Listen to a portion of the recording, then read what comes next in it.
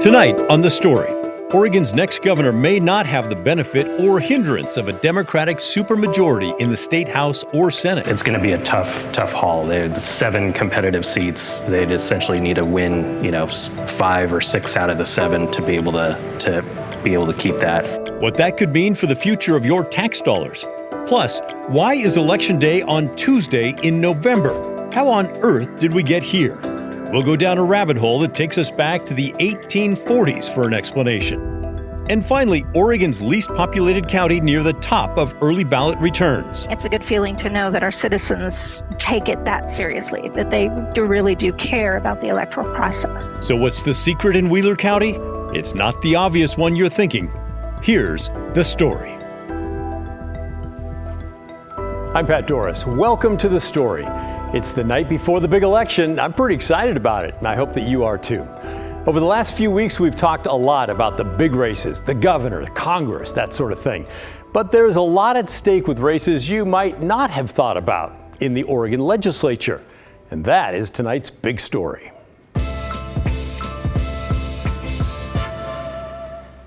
Here's a specific reason you should care about these legislative races: taxes. Under Oregon law, the state House or Senate must get 3/5 of the members to vote yes for a tax measure. That's 60%. And it's a pretty steep hill to climb usually, unless you already have a big majority with just your party alone. And guess what? Democrats in Oregon do have exactly that in both the House and the Senate, at least for the moment. Here's the makeup of the Oregon House, which has 60 members, all of them up for election right now. Democrats have the majority with 37 members. Republicans have 23. That means as long as they're unified, Democrats can vote through any tax measure they want without a single yes vote for Republicans. And in fact, we've seen that. In 2019, Democrats pushed through the Student Success Act, which taxed businesses and will raise about $1 billion a year for schools. And yes, I've seen your emails. I do realize that those businesses most likely pass the tax on to us consumers, but let us stick to the point, shall we? On that vote, virtually every Democrat in the House and Senate voted yes. Every Republican voted no. 3 were absent. So you can see how important it is to have that supermajority if you want to raise taxes to pay for more things. And it's just important to take that away if you want to make it hard to raise taxes to pay for more things. All right, let's take a look at those numbers again.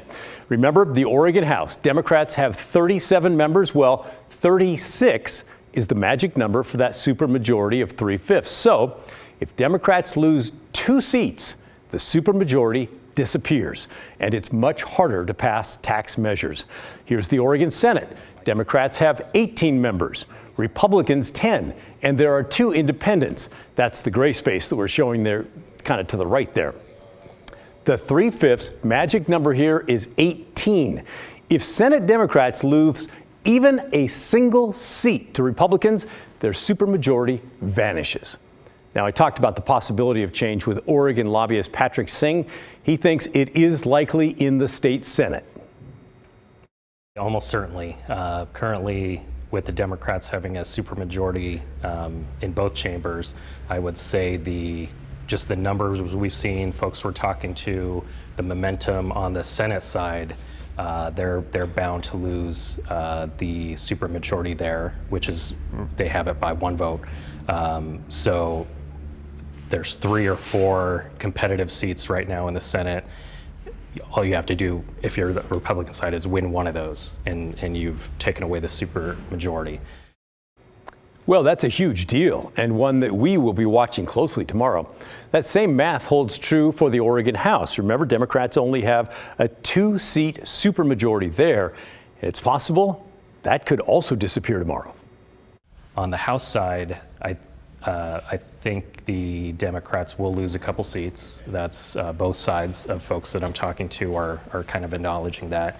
So they'll most likely maintain a majority. But whether or not they will have their 36 needed for supermajority revenue raising measures, that's still very much up in the air. It's going to be a tough haul. There's 7 competitive seats. They'd essentially need to win, 5 or 6 out of the 7 to be able to keep that. See, Lots of power up for grabs with tomorrow's election. Yes, I know the big races are interesting to follow, but there is a lot going on besides those marquee races. What happens in the Oregon legislative races? Well, that's going to set the scene for the next 2 years of Oregon policy, the laws and the taxes that can or cannot be passed. It's also going to determine how easy or hard it is for the new governor to push their priorities through the state legislature. Well, we'd love to hear your thoughts on all this. Send an email to thestory@kgw.com or call and leave us a voicemail, 503-226-5090. We're going to stick with our political coverage here for a minute and answer a question that comes up this time of year all the time. Why on earth is Election Day on Tuesday in November? I mean, it seems like a good chance to ask, how did we get here? Well, first things first, our source is the Associated Press. Election Day isn't just any Tuesday, it's the first Tuesday after the first Monday of November. Sticking with me? Anyway, the reason behind that specific Tuesday and November of all months goes back to the early years of the United States. Congress did not set a date for presidential elections until 1845. And when they did, they picked that very Tuesday in November I just mentioned for several specific reasons. First, a large portion of the citizens were farmers, so the election had to be at a time of year that was convenient for people who worked the land. November was a great time because it was right after the harvest and before the harsh, cold weather of winter. Okay. When it came to which day of the week, that was a little trickier. Sundays were out for religious reasons, but then Saturday or Monday wasn't really good either because people needed to travel. They needed a day to travel from their homes to the polls to vote. So, Tuesday it was. But why the complicated Tuesday after the first Monday of November? Well, religion and business played a role in that as well. November 1st is All Saints' Day. Now that's a Christian day to honor the saints of the church and the dead. Lawmakers did not want elections to coincide with that day. And avoiding the first of the month also helped out merchants who often used the day to tally their books from the previous month back then. So yes, farming, religion, and business of the 1840s are the reason why we have Election Day the day that we do now. There's been at least one bill unsuccessfully trying to change that in Congress. And yeah, as I mentioned, it went nowhere fast. There's also been talk of making Election Day a national holiday, but that's a debate for another time. Now, let's get back to the present and look at the latest ballot return numbers around Oregon and Southwest Washington. And by the way, we're going to compare them to what we're seeing on Friday to see how many people raced to get their ballots in over the weekend. Let's begin in the great state of Washington. They have over 1.5 million ballots returned. That's about 32% of the statewide vote. They saw about 155,000 ballots come in over the weekend. Clark County, by the way, sitting at 36% of the ballots returned as of tonight. Here's a statewide look at Oregon. More than 1 million ballots are in, accounting for about 36% of the statewide vote. That's a jump of about 7% from Friday, or about 210,000 voters. Now for a check on the metro area. Clackamas County has about 100,000 ballots returned. That represents just over 31% of voters there. They only had about 6,000 votes come in over the weekend, though, which is about 2% or so. Washington County has over 1/3 of their ballots returned at just over 130,000. Nearly 22,000 of voters there returned their ballots over the weekend. That's a jump of nearly 6%. I hope you love all these details like I do. Now to the ever important Multnomah County, where the largest number of registered voters live in Oregon. More than 183,000 ballots are in. That represents about 32% of the eligible voters here. But more than 10% of Multnomah County voters went to the mailbox or the drop box over the weekend, representing more than 58,000 ballots. We told you on Friday that historically Multnomah County voters wait a bit longer than others to get those ballots in, and it appears that history is repeating itself now. All of last week and today, larger counties are lagging behind when it comes to these early ballot returns. The smaller Oregon counties don't seem to have that problem. And because of that, we were kind of curious as to why. Of course, smaller population numbers make it easier to have a larger percentage of the ballots returned. Yeah, we get that. But we did want to dig a little bit deeper.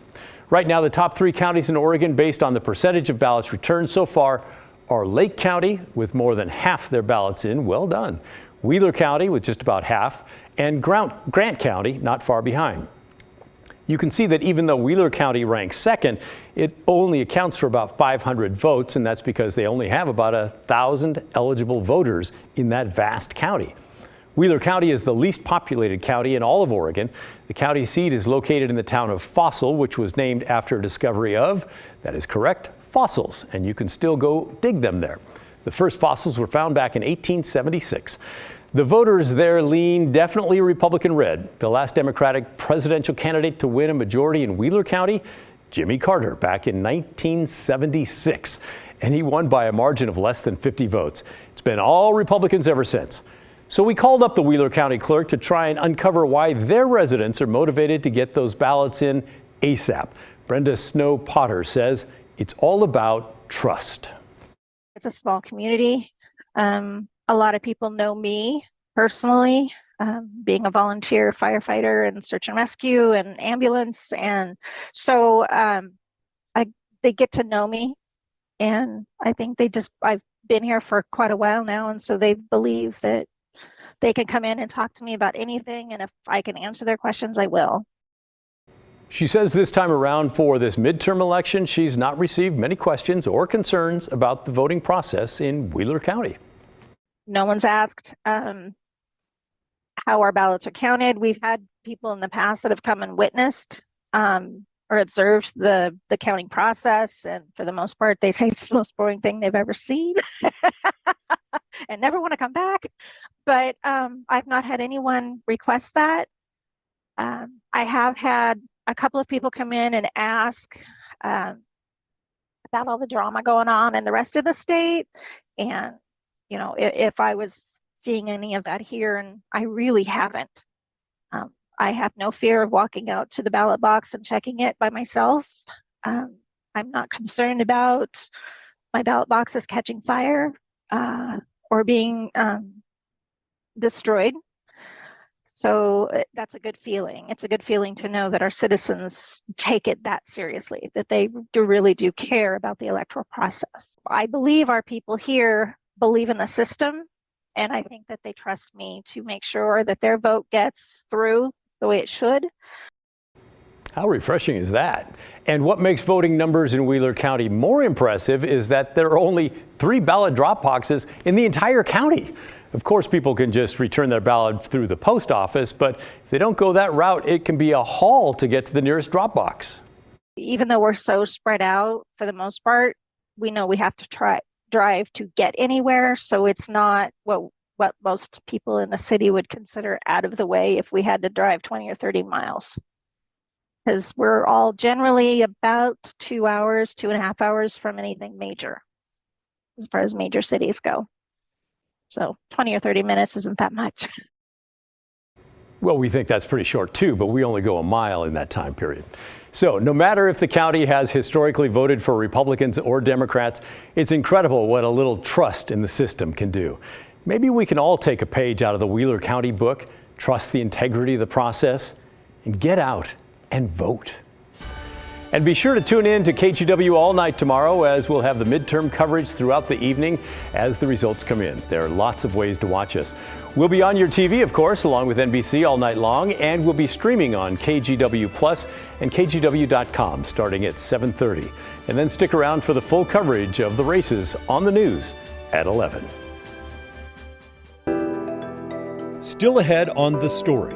There's a lot of focus on voter turnout for Democrats and Republicans, but what about turnout among the homeless? Our unhoused neighbors just need to be able to have a voice. Some groups are helping the homeless register and cast their ballots, and we're hearing from those living on the street about why they do or do not use their right to vote.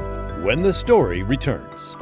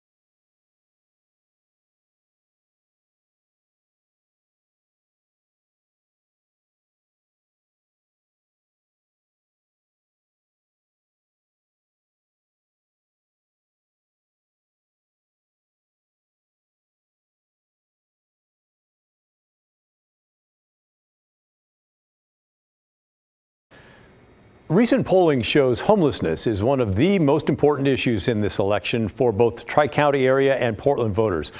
But polls like that offer us an outside looking in perspective. There's one group that's trying to change things from the inside out by helping homeless people get their voices heard through their vote. Blair Best reports. It's a focus for many candidates this election. My experience with homelessness is I will declare a homelessness state of emergency. Get people off the streets who are homeless. But it's hit or miss whether those living on the streets will vote. I'm not sure. Probably, yeah. You got till like the 8th, right? Voting in Oregon requires registration and a mailing address, something many people out here don't have. But groups like Street Roots, a nonprofit working with the homeless, is where they can receive mail in Old Town and even register to vote. We receive a lot of ballots during this time of the year. Devon Pouncey has helped hundreds of homeless people through the voting process this year. Our unhoused neighbors just need to be able to have a voice. They publish this election series, informing people of each candidate and what they stand for. So they're able to hear directly in our newspaper what the candidates' plans are for the homeless community. Yeah, I plan on voting in this election. Right now I've been viewing over all the candidates, what they have to say. What would you say is your most important issue that you're focused on going into this election? That they'll have a homeless solution, that people will have places to live. Other important topics for them: access to health care and decriminalizing homelessness. Oftentimes, their voices are intentionally diffused for a plethora of reasons, but it should never be that way. And they're community members just like the rest of us, regardless of housing status. While groups like Street Roots have helped about 100 homeless people get their ballots in, there are still many who won't be voting since they don't have mailing addresses or they choose not to. I don't vote. I just hope that whoever is voting and whoever wins, I hope they made their good judgment. Why don't you vote? Because I just don't vote because I don't know these people. Probably wouldn't even matter if I did vote, Like one vote's gonna change the outcome. An outcome that could affect their future on the streets. Yeah, it's really important that people on the streets vote because if they don't vote, it's not gonna, benefit them. In Northwest Portland, Blair Best, KGW News. When Blair does these stories on the homeless crisis, we love to give her a question or two, ask her to give us a glimpse into her process of doing a story like this, and even give us maybe some more information that she wasn't able to squeeze into that main story. So we did that this time, and here's what she had to say. Hey Pat, joining you from the Old Town neighborhood. Given the focus that all the candidates and also voters have placed on homelessness this election cycle, I really wanted to talk with those living on the streets, see what they think about this election, see if they'll actually be voting. So we came to Old Town, where a majority of Portland's homeless are, in part because of the nonprofits that are based out of here, like Street Roots, which is right behind me. They actually, as you saw in the story, help them get their mail, get their ballots, become registered to vote. And I thought it was, somewhat surprising. A handful of the homeless people I talked with today, they say they're not voting, in part because they've been let down by the government in the past, and so they don't feel as if their vote will even count. And that was just, sort of difficult to hear given the push that we always say for people to get out and vote, get your ballots in. But for homeless people, we have to remember many of them don't have mailing addresses. They don't know what's on the ballot. Some people today, I asked, are you voting? They say, oh, for the president. They're not even aware of what this election is. So it was eye-opening, but it is good to know that there are nonprofits out here helping hundreds of homeless people get their ballots in and making sure that their voices are heard. All right, thank you, Blair. So what do you think about voting efforts for the homeless? We'd like to hear from you at home. You can email us. The address is thestory@kgw.com, or call and leave a voicemail, 503-226-5090. Coming up next on The Story, it's Monday, and if you weren't paying attention over the weekend, the news never sleeps. We'll give you a look at what you may have missed after the break.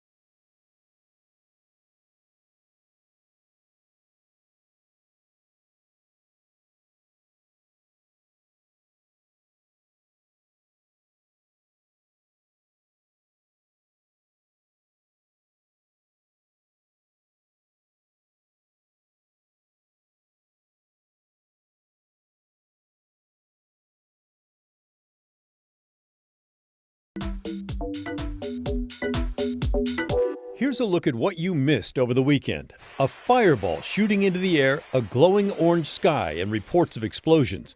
People living in the Mount Tabor area were in for quite a shock Friday night.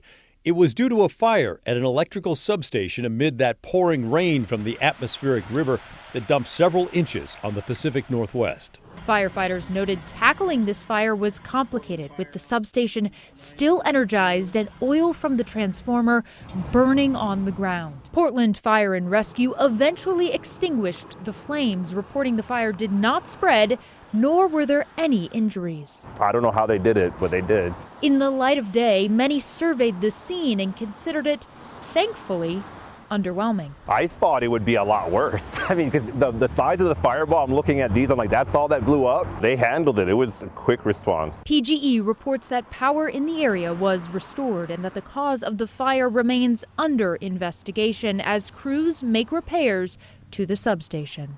Plus, climate activists targeted SUVs, deflating and sometimes slashing tires. It's a trend we've seen in Europe and parts of the U.S., and now it's happening in Portland, too. Nicole Driscoll woke up to find her car tires deflated. The car, parked in her southeast Portland neighborhood, also had a note by the door handle. So the leaflet was stuck right in here.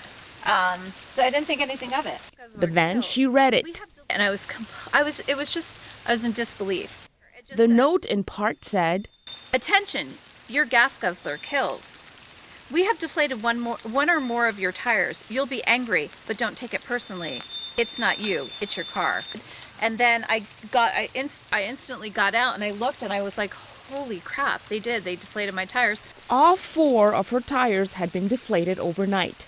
The note in question was signed by an international climate group. And finally, Oregon's gubernatorial candidates made their last push for votes. Sunday, Tina Kotek was in Northeast Portland meeting with Planned Parenthood leaders and other supporters. Christine Drazen was in the state capitol, starting her tour of 6 stops across the state. And Betsy Johnson made the rounds at small businesses in the metro area. From Salem to Portland, all 3 gubernatorial candidates give it their all in a final fight for votes just days before the election. We need change. We have got to fix what's going on in this state. This is democracy. This is how we win, and you are beautiful. Thank you. And if you missed any of our big stories from last week, we've got a newsletter. It comes out every Monday, and it has a rundown of our biggest stories. It's easy to subscribe. Just open the camera on your phone, point it at this QR code, and it will take you to a page where you can sign up. You can also go to kgw.com/newsletter. All right, keep sending your questions and comments to thestory@kgw.com. We'll wrap things up right after this.